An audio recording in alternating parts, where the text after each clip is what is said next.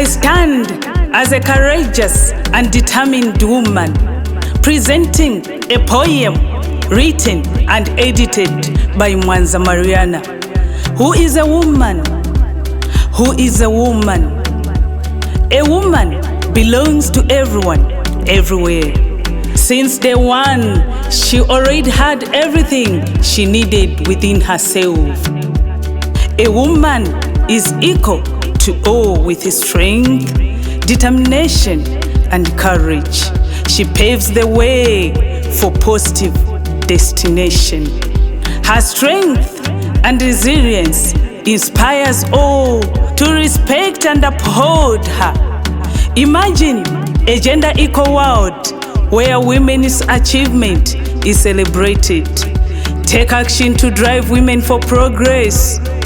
Yes, let us invest in women and girls to accelerate progress. To invest is to inspire. To strive for the highest esteem is a dream for a woman. To reach for the stars and beyond is a dream for a woman. And to break the chains of the bond is the dream for a woman. It's about creating a new path for women to follow and surpass the limitations of the past, and to build a future that will last. Investing in women and girls is the key to accelerate progress.